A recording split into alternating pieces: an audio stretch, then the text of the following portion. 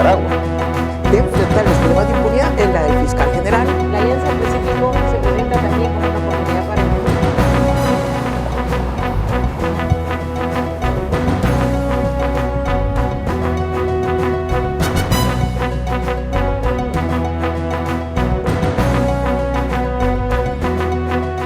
Un gusto volver a estar con ustedes en el espacio Fernando Aguayo América. Cordiales saludos a quienes nos ven a través de la señal de Mega TV en la Florida, Estados Unidos, por Vito TV en el Ecuador y por OnePlus TV en el Ecuador y en el mundo. Hoy tenemos como invitado al contraalmirante Enrique Aristizábal. Él es el comandante de operaciones navales, está a cargo prácticamente del control militar en la provincia del Guayas, Santa Elena, Galápagos, Manabí. Muchas gracias por estar con nosotros el día de hoy. Es absolutamente necesario el que se haga un balance de cómo va la guerra a partir del decreto 111 en contra de estas 22 agrupaciones calificadas como terroristas. Gracias por la invitación, Fernando, y un saludo especial a usted y a través suyo a todos los televidentes, radioescuchas. Para mí un honor saludarles en nombre del señor Ministro de Defensa Nacional, del señor Jefe del Comando Conjunto, comandantes generales de la Fuerza Terrestre, Armada y Fuerza Aérea, a toda la población ecuatoriana. Creo que el balance es bastante positivo, la sensación de seguridad es positiva, se ha incrementado.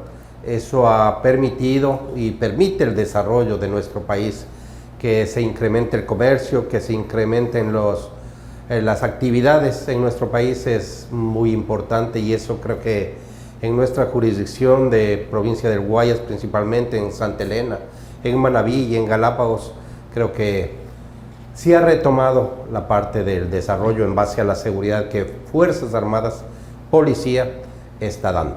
Es importante decir que tuvieron una preocupación esencial en las Fuerzas Armadas a partir del decreto de excepción 110, luego la guerra interna armada, con respecto a los derechos humanos. Había todo ese peligro de que de pronto en la declaratoria de guerra esto pues no sea muy observado, pero ustedes han tenido un interés muy fundamental, el respeto a los derechos humanos. ¿Qué nos puede decir luego de transcurridos ya meses, 2 prácticamente, de la declaratoria de guerra? Considero que las Fuerzas Armadas en el Ecuador son una columna vertebral del Estado y somos parte esencial de nuestro país, porque formamos parte de la sociedad. No estamos a un lado de la sociedad, siempre hemos estado comprometidos con el servicio a nuestra ciudadanía, y por eso nuestra ciudadanía, nuestra sociedad nos quiere. En este momento tenemos un porcentaje de aceptación del 92, 93%, pero eso es hoy, pero siempre ha sido así, en el orden del 80, 85, siempre ha sido alta. ¿Por qué? Porque ha sido una reserva moral, civil en la sociedad a través de la historia. Está bien que ahora se anote este tipo de aspectos. Somos una reserva moral del país y somos una parte esencial del país, de la sociedad, porque siempre hemos estado al servicio de nuestra sociedad. Lo estuvimos en nuestra tarea fundamental, que es la defensa de la soberanía e integridad territorial, en Paquish, en el CENEP, en Tarqui, en nuestras guerras libertarias, y siempre. Estuvimos en el terremoto sirviendo a nuestro país, estuvimos en el COVID sirviendo a nuestro país, estuvimos en la vacunación sirviendo a nuestro país, y ahora estamos aquí sirviendo a nuestro país. Entonces los derechos humanos a nosotros no nos molestan, porque siempre nuestra actuación ha sido enmarcada en derechos humanos, y siempre lo haremos así. No somos unas fuerzas opositoras, somos unas fuerzas de paz, somos unas fuerzas libertarias. Lo que actuamos es en base a nuestros valores, nuestro amor a la patria, para libertar a nuestra patria, para dar paz a nuestra patria, no para oprimir, Cuando han habido dictaduras en épocas pasadas, inclusive ellas nunca han sido duras, han sido blandas, sumamente Siempre blandas. se calificaron de dictaduras blandas en el Ecuador. Exactamente, entonces han sido progresistas, han sido, modestia aparte, uno de los mejores gobiernos que hemos tenido, muy progresistas. Y siempre hemos estado al lado del gobierno, sea este de izquierda, derecha, centro, azul, blanco. No, eso no nos importa. A Fuerzas Armadas, al mando, siempre lo único que le importa es servir a nuestra sociedad. Y ahora estamos sirviendo a nuestros PPLs, que entre comillas podrían ser nuestra amenaza. No, estamos sirviéndoles a ellos y estamos Hemos visto dándoles testimonios en donde ellos dicen qué bien que estén las Fuerzas Armadas, estamos conviviendo de forma diferente. Lógicamente hay que buscar que pueda mejorar la condición de ellos para cuando vuelvan a reinsertarse en la sociedad. Ese sería el principal propósito. Por supuesto, ese es el principal propósito del Estado, del gobierno, la reinserción de ellos. Lo peor que podemos tener es cárceles llenas, lo mejor serían cárceles vacías, no tener cárceles, solo a los pocos desadaptados tenerles ahí. Pero yo he visto, he compartido con ellos, cuando he ido, nuestra gente comparte con ellos y muchos de ellos tienen buenos sentimientos. Es más, nuestra naturaleza humana tiene buenos sentimientos. Que nos dañamos en el transcurso del tiempo es algo lógico, sí. Pero podemos actuar con ellos. Y ese debe ser el gran objetivo. ¿Cómo evalúan lo que ha pasado en los últimos días? Que se dice que se ha retomado, especialmente en la zona de la costa, el tema de las vacunas, por supuesto extorsión y secuestro. ¿Qué nos puede decir usted, que está al frente de todo el control militar? Esas tareas contra la delincuencia que usted menciona, vacunas, extorsiones, secuestros, es una tarea principalmente a cargo de la Policía Nacional. Nosotros lógicamente estamos actuando en apoyo de ellos. Posiblemente se haya incrementando, yo considero que no, tal vez son noticias, estadísticamente no conozco en cuánto se haya incrementado o si sean totalmente verificadas. Posiblemente sí, lógicamente hay delincuencia, los delincuentes tienen que delinquir para vivir, lastimosamente, pero la percepción de seguridad es otra. Ahora esos casos aislados seguiremos combatiendo en apoyo de la policía, por supuesto, para lograr una paz total. De ninguna manera se puede calificar con esa expresión popular que dice ¿han aflojado un poco? No hemos aflojado, estamos actuando y actuaremos haciendo las operaciones militares en el ámbito interno, de mañana, tarde y noche, 24/7, el bloque de seguridad conformado junto con la policía está siempre ahí. Estamos sin descuidar nuestra misión fundamental de la defensa de la soberanía e integridad territorial. Estamos con estas nuevas tareas, en apoyo al SNAI en las cárceles, en apoyo a la Policía Nacional, y estamos dando esos derechos humanos, inclusive, como le digo, dentro de las cárceles donde ellos ven nuestra presencia, ellos desayunan, almuerzan, meriendan, tienen el trato que les corresponde. No es un hotel 5 estrellas porque de eso no se trata, pero están seguros, están comiendo, no están siendo vacunados, no están siendo extorsionados ahí dentro. Internamente, sí. Ahora bien, usted está prácticamente en el control militar como comandante de operaciones navales. Hay un aspecto que tiene que ver directamente con lo que nos ha traído a estas circunstancias, que es el narcotráfico, estas conexiones internacionales, ese negocio que ha llevado grandes cantidades de droga hacia Europa, los Estados Unidos. Han habido visitas de altas autoridades a nivel internacional, especialmente de Europa. Quieren colaborar en esto del control a nivel portuario. En ese sentido, ¿qué es lo que se podría decir desde el trabajo que están realizando ustedes? El conflicto armado interno, lógicamente, es producto del narcotráfico, que es el tentáculo más grande de la delincuencia organizada internacional. Eso une el tráfico de drogas, tráfico de armamentos, tráfico de personas, delincuencia común, delincuencia organizada. Este no es no es un delito propio del Ecuador. Es un delito transnacional. Es un delito transnacional. Y que tiene que ser enfrentado a nivel internacional. Correcto, y debe ser enfrentado de esa manera. Un país solo no puede hacerlo. Estados Unidos no puede hacerlo solo, por eso recurre a nuestra cooperación y así estamos cooperando. Europa no puede hacerlo solo y en este caso Latinoamérica, en este caso Ecuador, Fuerzas Armadas Ecuatorianas, el bloque de seguridad, estamos cooperando contra ese flagelo mundial que es el narcotráfico, que es la drogadicción. En algún momento podemos decir, por los puertos ecuatorianos ya no hay posibilidad de que salga la droga hacia Europa, a los Estados Unidos. Es un trabajo arduo que se debe hacer y no solo es del gobierno actual, es de un trabajo de Estado, del gobierno actual, del gobierno anterior, del gobierno que venga, de las Fuerzas Armadas y de toda la sociedad y de todas, porque es un trabajo anticorrupción. Es no solo delito, sino es corrupción, porque todas las personas que se ven involucradas en eso son personas corruptas y eso es lo que debemos trabajar en nuestro Ecuador. Creo que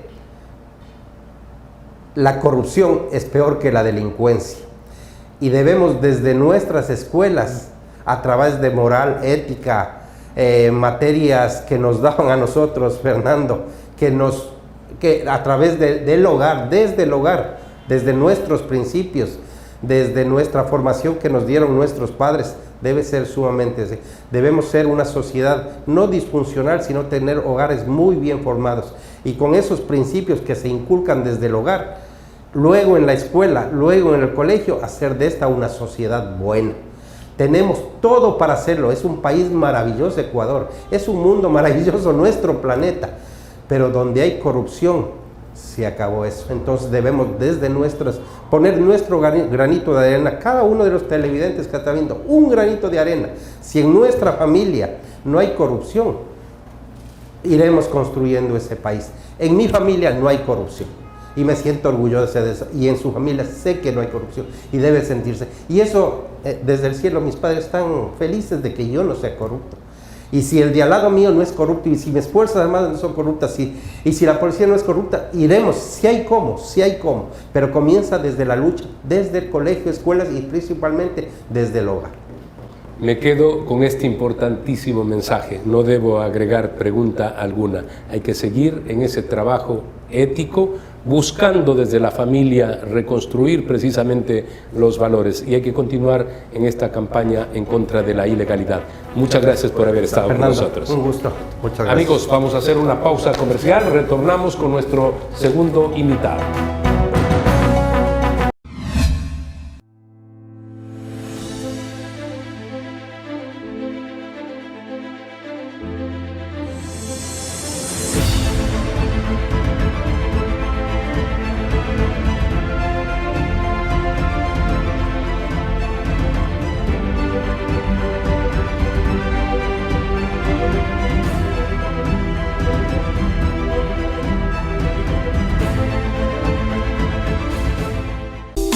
Verde Fruit, el camino para acercar los productos de América Latina a los Estados Unidos. En esta parte del programa vamos a pasar revista a algunos temas de carácter internacional. Nuestro segundo invitado es el doctor Joaquín Hernández. Él es rector de la UES, pero además experto en temas internacionales. Muchas gracias por estar con nosotros. Es indudable que a nivel de Latinoamérica y del mundo también hay expectativas sobre las elecciones en Venezuela, que serán el 28 de julio, por lo menos hasta ahora se dice que esa es la fecha. Pero María Corina Machado, que es la candidata de la oposición, 2.300.000 personas en las primarias dijeron que debía ser la candidata. Sin embargo, tiene un problema. El gobierno dice que está inhabilitada y que por lo tanto no puede participar en las elecciones. ¿Qué piensa usted que puede llegar a suceder si es que a última hora, cuando hay que inscribir candidaturas, le dicen que no a la señora María Corina Machado? El caso de Venezuela, en el fondo el problema es que quien tiene las reglas de juego, quien manda es Maduro. Y ello desarticula cualquier opción. Efectivamente, María Corina Machado era la figura y sigue siendo más aplaudida por el pueblo venezolano. Estaba leyendo unas encuestas de que ella a un 60% de los venezolanos les despierta ánimo, vida, alegría, mientras Maduro lo que les despierta es rabia y frustración. Pero ya vimos ese tramposo ejercicio de inhabilitación que ha hecho. Hasta el año 2036 no puede participar en contiendas electorales María Corina Machado. Y el 28 de julio es la fecha de las elecciones porque es la fecha del nacimiento del comandante Chávez, ¿no? Entonces, claro, la pregunta que nos hacemos todos ¿es posible tratar de jugar con reglas democráticas, más que todo, con reglas limpias, en un país donde la limpieza política y democrática no existe porque es un gobierno corrupto y dictatorial? A mí me encanta mucho, a propósito, el comentario que hizo el vocero presidencial de la República Argentina, Manuel Adorni, cuando le dijeron que Maduro había dicho que él era un neonazi. Y entonces dijo, bueno, de un burro solo se puede esperar una patada. Una patada, eso es lo que dijo. No tengo nada más que decir. Definitivamente. ¿No? Ahora, claro está que Nicolás Maduro está actuando como actúa Daniel Ortega, porque 4 altos dirigentes están presos, lo que hacía o lo que hace Daniel Ortega en Nicaragua. Exactamente, y por eso la pregunta es cómo con semejantes ladrones y dictadores se puede pensar y querer jugar limpio con elecciones, porque el punto de discusión es este. Bien, si María Corina Machado no puede asistir, dicen los que están a favor de una salida en otro candidato, nos puede pasar lo de 2018. Es decir, no hay candidato de oposición y entonces de todas maneras Maduro se queda consolidado y vuelve de nuevo un periodo más. Esa es una opción. Más aún, hay un comentario que no sé si Enrique Capriles lo dijo, ¿no? No podemos estar pendientes de una persona, esto es un proceso, aunque definitivamente María Corina es la figura. María Corina, hasta el momento, por lo que yo conozco, mantiene que ella es la única candidata. En el caso de Rosales, que es gobernador del estado Zulia, hasta el momento no ha hecho una mayor aproximación a presentarse en elecciones. Pero ahí viene la pregunta, si a María Corina Machado la inhabilitaron por una mentira, si han cogido presos a 4 de sus asesores, ¿qué nos espera que salga un nuevo candidato y no lo inhabiliten? ¿O los votos del exterior los van a respetar? ¿No van a controlar los votos dentro de Venezuela? Yo realmente veo el panorama cerrado porque lamentablemente las reglas de juego las manejan ellos. ¿Cómo debe actuar la comunidad internacional? Se dieron estos acuerdos de Barbados entre la plataforma de la unidad de Venezuela opositora y el gobierno de Maduro. Por supuesto, veedores los Estados Unidos, pero ¿cómo debe actuar, en este caso Estados Unidos, frente a esta declaratoria de elecciones del 28 de julio? Recordemos que hay un antecedente muy malo.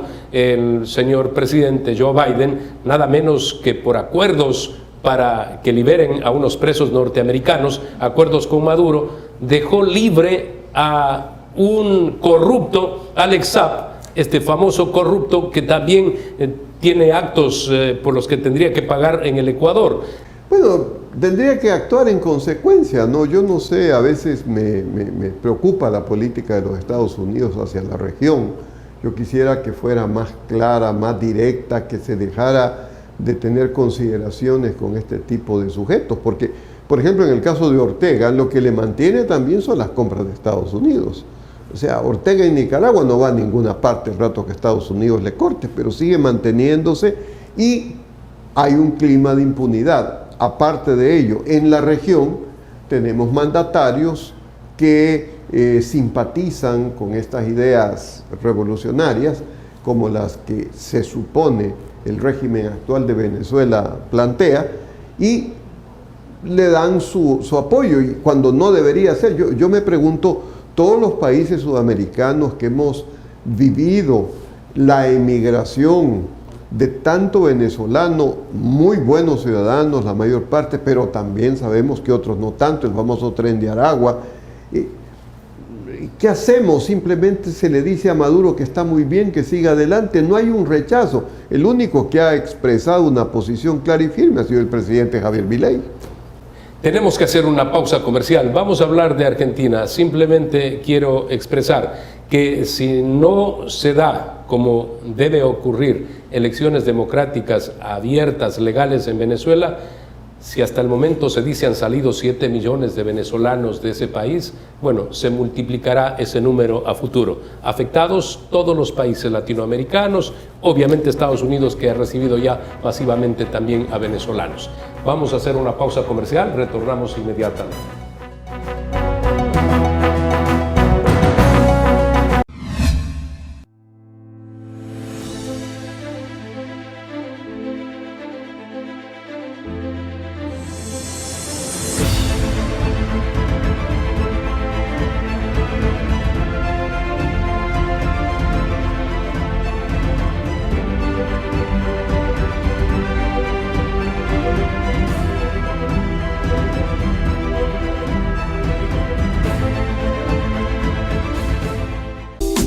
Verde Fruit, el camino para acercar los productos de América Latina a los Estados Unidos.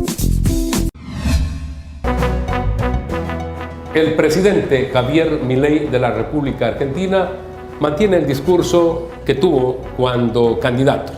En la actualidad es muy firme. Él habla de la democracia, de la libertad, está absolutamente en contra de estos sistemas autoritarios y por sobre todo asistencialistas. En los últimos días hemos visto que esa gran reforma, la transformación que quiere hacer para recuperar al Estado argentino, para recuperar la economía de ese país que otrora fue una potencia económica en el mundo, no tuvo los votos para que pasen las leyes. Sin embargo, él ha dicho que va a insistir. ¿Podrá lograrlo? Bueno, yo creo que sí, porque Milei es una figura realmente conocedora de todo el sistema argentino y tiene unas figuras que le acompañan de primera, como el caso de Luis Dante Caputo, que es el ministro de Finanzas. Federico Sturzenegger, que no es ministro, pero es el que está detrás de todas las leyes y de todo el cambio del Estado argentino, la canciller Diana Mondino, que de primera, Patricia Bullrich como ministra de Seguridad y Sandra Petovelo, que maneja nada menos que todo lo que es el Ministerio de Capital Humano, que alberga a su vez varios ministerios. Entonces, tiene figuras que conocen, y me estaba olvidando de Cuneo Oliverona, que es el ministro de Justicia, que conocen perfectamente todo el complejo del sistema político, judicial, cultural argentino. No ha perdido tiempo el presidente Milei, pero usted considera en ese país en donde la reacción, la manifestación es permanente, obviamente en este caso de los opositores al gobierno, ¿cree usted que podrá lograr esos cambios en estos próximos 4 años? Yo creo que sí. Para él en este momento, si logra llegar hasta julio y baja definitivamente la inflación, que ya ha bajado, la diferencia entre el dólar blue y el dólar oficial cada vez va disminuyendo y va disminuyendo la inflación. Evidentemente la gente lo va a percibir, aparte de una adecuada campaña de comunicación.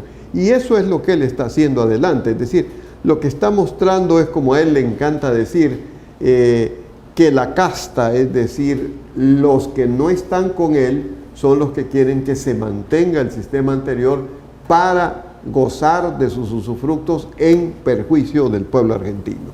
Entonces él dice que esto es una figura de un juego que consiste en la revelación de los contrarios. Ahora, en estos 100 días o 93 meses que ha cumplido, ha habido 2 acontecimientos. El uno, el que señala efectivamente lo que pasó ayer en el Senado, que se rechazó la aprobación del decreto de necesidad y urgencia.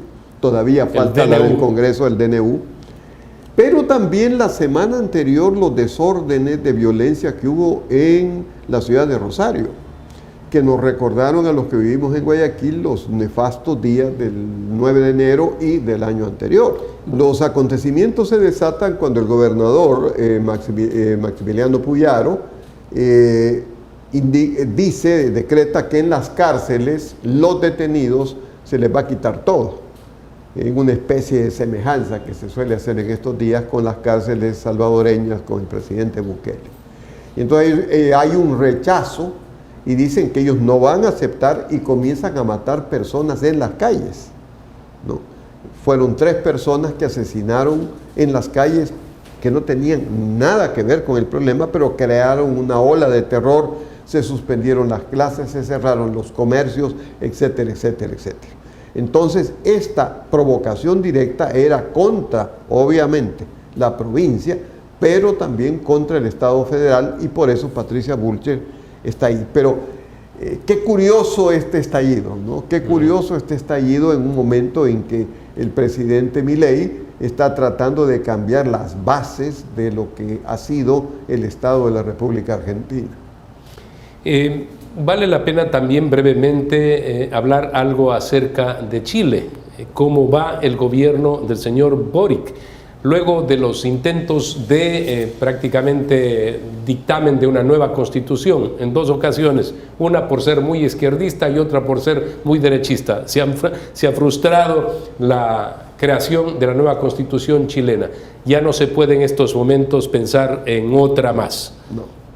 Tienen que continuar con la que se dice pinochetista, pero que hay que recordar que Ricardo Lagos, ese presidente democrático de izquierda, creo que transformó alrededor de 200 artículos. Por lo tanto, no es una constitución pinochetista. Sí, ese adjetivo de pinochetista, la constitución, fue fruto de esa locura del año 2019, de ese intento mesiánico, refundacional, como dicen algunos amigos en Santiago, en el Mercurio, que se apoderó de toda esta generación que creyó que iba a ser un Chile diferente, nuevo, etcétera, etcétera, etcétera, y que se concretó nada menos y nada más con la destrucción en Plaza Italia de la figura ecuestre del general Baquedano, héroe de la Guerra del Pacífico.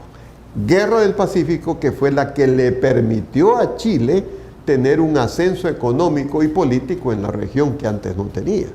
Entonces, fue esta especie de fervor mesiánico de querer hacerlo todo nuevo, que hizo esa asamblea pintoresca que fracasó afortunadamente en todo lo que quiso, pero que dejó debilitado al gobierno de Gabriel Boric. Entonces, yo veo a este gobierno que está dando pasos sobre sí mismo, o sea, ya no tiene nada que aportar, no tiene nada que cambiar, está con muchos problemas de seguridad, hay un clamor incesante de los chilenos ante los problemas de seguridad. Hace 2 días hubo unos incendios en Valparaíso, en el puerto principal. Entonces, realmente hay una preocupación enorme por la seguridad.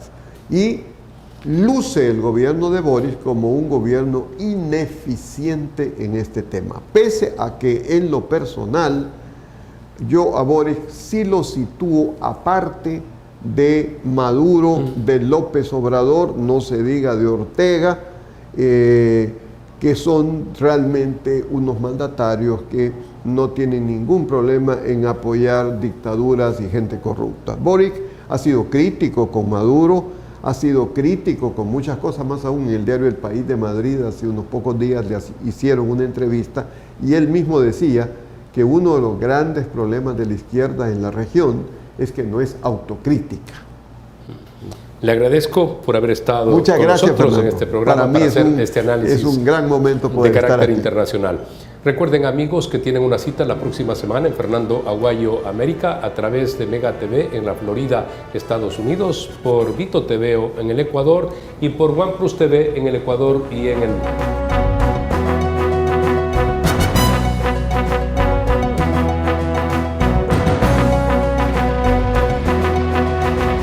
Que verdaderamente cuando uno se encuentra, Bernardo no está buscando competitividad, equivocado, un país que nos dice que la democracia puede, a diferencia de Nicaragua, de enfrentar los problemas de impunidad en la del fiscal general. La alianza presidencial